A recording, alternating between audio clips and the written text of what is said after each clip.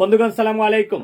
New York থেকে আমি আপনাদের সকলকে জানাচ্ছি অনাবিল প্রীতি, শুভেচ্ছা এবং অশেষ সংগ্রামী অভিনন্দন, বিশেষ করে কুমিল্লা বিএনপি এবং কুমিল্লার প্রগতিশীল মানুষকে, যারা সেখানে একজন মুক্তিযোদ্ধাকে অত্যন্ত নির্মমভাবে নির্যাতনের ঘটনায় রুখে দাঁড়িয়েছে, প্রতিবাদ মুখর হয়েছে। তার প্রেক্ষিতে সমগ্র দেশব্যাপী আলোড়ন সৃষ্টি হয়েছে। ইতিমধ্যে ওই ঘটনার হুতা ৩-৪ জনকে গ্রেপ্তার করা হয়েছে এবং তারা যে সংগঠন করে, যে সংগঠনের আদর্শে লালিত, সেই সংগঠন জামাতে ইসলামী ঘটনার হুতা ৩-৪ জনকে সংগঠন থেকে নাকি বিতাড়িত করেছে। আমি কুমিল্লার গোটা জেলাবাসীকে আমি ধন্যবাদ জানাই, অভিনন্দন জানাই। সেই সাথে আজকে আমার আওয়ামী লীগ নেতাকর্মীদের প্রতি আমার ২-৪টি কথা রয়েছে, আশা করি কেউ খারাপভাবে নেবেন না, ভালোভাবেই নিয়েন। আজকে দেশে মুক্তিযোদ্ধা নির্যাতনের জন্য জামাতকে বেশিরভাগ অংশে দায়ী করা হচ্ছে। তারা সাংগঠনিকভাবে উজ্জীবিত হচ্ছে মুক্তিযোদ্ধাদেরকে নির্যাতন করার জন্য, ইতিহাস বিকৃত করার জন্য। জামাতের আমির উলামায়ে কেরাম কর্তৃক যিনি জিন্দা অলি হিসেবে খ্যাতিপ্রাপ্ত হয়েছেন, পদবি লাভ করেছেন, সেই জিন্দা অলি প্রতিনিয়ত মিথ্যাচার করে যাচ্ছেন মুক্তিযুদ্ধ এবং মুক্তিযুদ্ধের ইতিহাসকে নিয়ে বিকৃত ইতিহাস জাতির সম্মুখে উপস্থাপন করে যাচ্ছেন। যার যা ইচ্ছা তাই। আজকে দেশে একদল বলে সেই ইতিহাসে উজ্জীবিত হয়ে আজকে কেউ বলে পতাকা বদলে ফেলবে, কেউ বলে জাতীয় সঙ্গীত বদলে ফেলবে, কেউ বলছে আবার দেশের নাম বদলে ফেলার জন্য ২-৪টা কুলাঙ্গার ওই যে নাম প্রস্তাবনা করেছে। হ্যাঁ, বাপে না গুতে সুঙ্গাবরি মুতে, তো একটা সিলেটি প্রবাদ আছে, তো দেশের নাম বদলে ফেলবে। আরেকটা বৌদ্ধজীবী বের হয়েছে, আরেকটা কুলাঙ্গার, সে বলে যে সে বিজয় দিবস ১৬ই ডিসেম্বর মানে না, ওটা নাকি আবার তার আর কোন দিবস রয়েছে সেটা সে এখানে উপস্থাপন করবে। এই যে সবকিছুর হুতা আজকে দেশে একজন মানুষ যার বক্তব্যে তরুণ সমাজ উজ্জীবিত হচ্ছে, তিনি হচ্ছেন জামাতে ইসলামীর আমির জনাব ডাক্তার শফিকুর রহমান সাহেব। তাকে মুক্তিযুদ্ধকে নিয়ে মিথ্যাচার বন্ধ করার জন্য এই তরুণ প্রজন্মের একজন হিসাবে তার প্রতি বিনীত অনুরোধ জানাচ্ছি, আপনি মিথ্যাচার বন্ধ করুন, বিকৃত ইতিহাস উপস্থাপন বন্ধ করুন। জামাতে ইসলামীর বুদ্ধিজীবীদের লেখা বই দিয়ে আমার রাজনৈতিক পতনের শুরু। জামাতে ইসলামীর বুদ্ধিজীবীদের মুক্তিযুদ্ধ লেখা বইগুলো পড়লে গলায় কাটা বিঁধলে যেমন বাত এদিকেও যায় না ওদিকেও হয় না, জামাতের বইগুলো পড়লে তেমনি আপনি হজম করবেন না উগরে ফেলে দেবেন, আপনার এই দশা আরম্ভ হবে। পাতায় পাতায় ইতিহাস বিকৃতি, মুক্তিযুদ্ধকে কিভাবে হেয় করা যায়, খণ্ডবিখণ্ড করা যায়, কিভাবে মুক্তিযুদ্ধের প্রত্যেকটা অংশ, প্রত্যেকটা অঙ্গকে কিভাবে দুর্বল করে উপস্থাপন করা যায়, এই ক্ষুদ্র প্রয়াসটুকু রয়েছে তাদের লেখনীতে। সুতরাং এই সংগঠনের তরুণ নেতাকর্মীরা এ পথে স্বাভাবিকভাবেই উজ্জীবিত হবে। তবে এই বিষয়টি কি শুধুমাত্র আজকে ঘটছে? গত 15 বছর আওয়ামী লীগ সরকার ক্ষমতায় ছিল, সেই সময় কি ঘটে নাই? আমি তো লক্ষ্য করেছি। দল হিসাবে আওয়ামী লীগ মুক্তিযুদ্ধকে সম্মান করে, শ্রদ্ধা করে, মুক্তিযোদ্ধাদেরকে শ্রদ্ধা সম্মান করে আওয়ামী লীগ সরকার মুক্তিযোদ্ধাদের কল্যাণে, সার্বিক মুক্তিযুদ্ধের চেতনা আদর্শের কল্যাণে অনেক অনেক কাজ করেছে এবং করে যাবেও ভবিষ্যতে। কিন্তু দলের ওই যে দুর্নীতিবাজ এমপি, মন্ত্রী এবং পদাধিকারী দুর্নীতিবাজ কর্মকর্তারা তাদের স্বার্থের দান্দার পিছনে যেখানেই কোনো না কোনো মুক্তিযোদ্ধাকে বাধা মনে করেছে, তার বিরুদ্ধে মামলা টেকে দিয়েছে। ৮-১০টা মামলা তার বিরুদ্ধে লাগিয়ে দাও। মন্ত্রী এমপিদের স্বার্থের বিরুদ্ধে সে লেগেছে, তাদের স্বার্থ সেখানে গিয়ে টুটাকায়, তার পরিবারকে নির্যাতন করো, নিষ্পেষণ করো, প্রয়োজনে তার জমি জমা দখল করো। এগুলো কি ঘটে নাই? ঘটেছে। আমরা প্রতিবাদ করেছি। আগে যারা প্রতিবাদ করেন নাই, এখন অন্তত প্রতিবাদ করেন। ভবিষ্যতে আওয়ামী লীগ যখন দাঁড়াবে, তখন ওই সমস্ত কুলাঙ্গার মন্ত্রী, এমপি এবং নেতারা যারা তাদের দলের মধ্যে স্থান করে দিতে না পারে। আমি এমন সব মন্ত্রী এমপিদেরকে দেখেছি যে দলীয় প্রভাব কাটিয়ে, সরকারের প্রভাব কাটিয়ে, ক্ষমতার প্রভাব কাটিয়ে বিগত 15টি বৎসরে নিজ নিজ এলাকায় উন্নয়নের নামে সরকারি বরাদ্দ পাওয়া স্কুলের, কলেজের, বিশ্ববিদ্যালয়ের কিংবা সরকারি স্থাপনায় নির্মিত বিভিন্ন ধরনের ভবনগুলোতে কিংবা প্রতিষ্ঠানগুলোতে তাদের নিজেদের নাম লাগিয়ে দিয়েছে।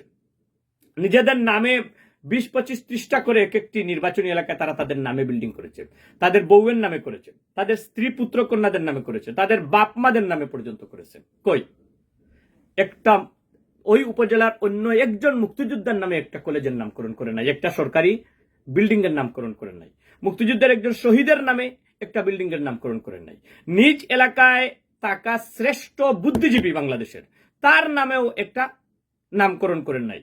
আপনার 60-এর দশকের আন্দোলনের শহীদ, এই ধরনের একজন শহীদের নামেও নামকরণ করে নাই, কোন একটা ভাষা সৈনিকের নামেও নামকরণ করে নাই, কেবলমাত্র প্রভাব কাটিয়ে তার নিজের নামে নামকরণ করেছে।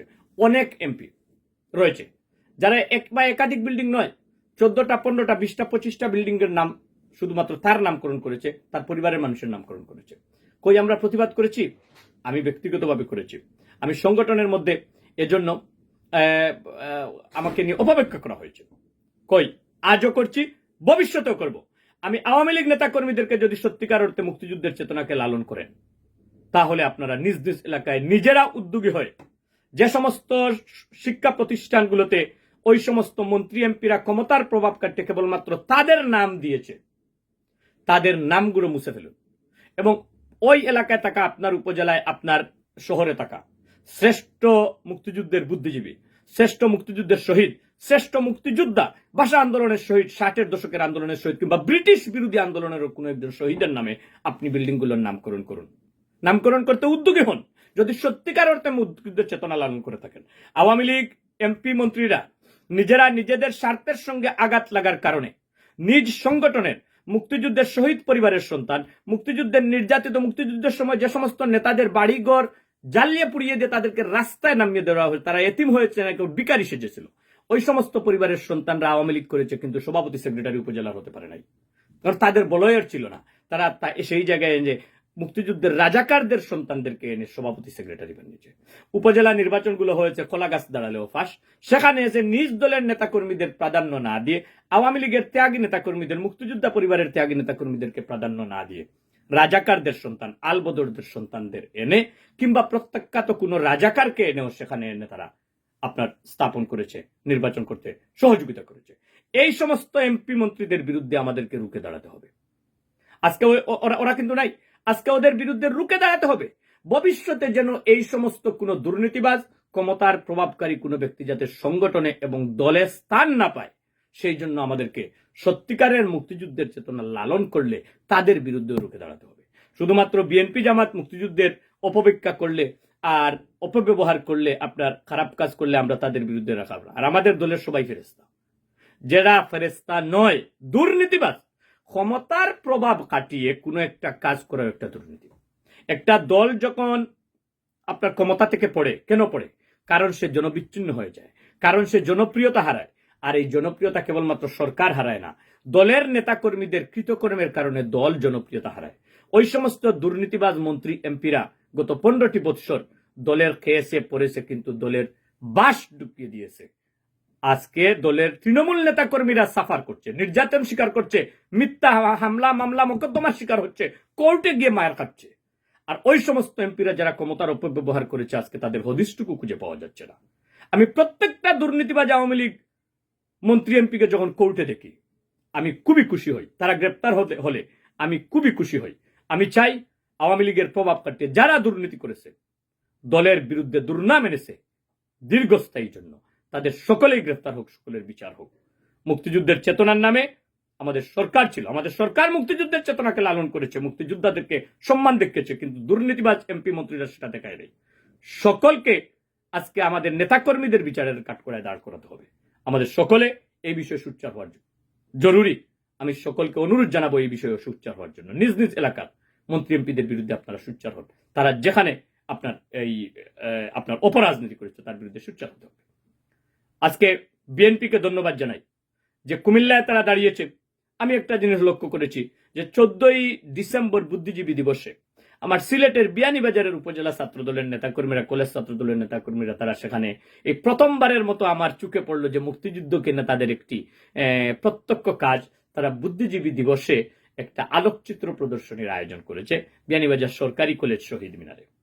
আমি তাদেরকে অশেষ অভিনন্দন জানাচ্ছি। বন্ধুগণ, এই মুক্তিযুদ্ধ আমাদের সকলের। ভিয়েতনামের মুক্তিযুদ্ধ যেমন তাদের সম্পদ, আমাদের মুক্তিযুদ্ধ তেমনি আমাদের সম্পদ। সম্পদ নয় তাদের কাছে যারা মুক্তিযুদ্ধের পরাজিত শক্তির নেতাকর্মী, তাদের আদর্শে উজ্জীবিত নেতাকর্মী। ওই সংগঠনগুলোরও তরুণ নেতাকর্মীদেরকে প্রকৃত অবস্থাকে অনুধাবন করার জন্য আহ্বান জানাচ্ছি। আর পাকিস্তান হাইকমিশনার আর আমাদের গণহত্যাকারী পাকিস্তানকে লালন করার জন্য, বর্জন করার জন্য আহ্বান জানাচ্ছি। ভারতকে বর্জন করুন। ভারত যদি বাংলাদেশের উপর প্রভাব বিস্তার করে থাকে অন্যায়ভাবে, অযাচিতভাবে, কোনো অসুবিধা নেই। আমাদের এই স্বাধীন দেশে কেন একজন অন্যায় কিংবা অন্যায়ভাবে প্রভাব বিস্তার করবে? যে কোনো প্রভাবশালী শক্তির বিরুদ্ধে আমাদেরকে জাগরণ ঘটাতে হবে। আর বিশেষ করে পাকিস্তানকে নিয়ে নাচানাচিতে একটু বন্ধ করুন। এটা অত্যন্ত বেমানান, আমাদের মুক্তিযুদ্ধের 30 লক্ষ শহীদের রক্তের সঙ্গে ডাইরেক্ট বেইমানি। এই সমস্ত বেইমানির বিরুদ্ধে আমাদেরকে রুখে দাঁড়াতে হবে।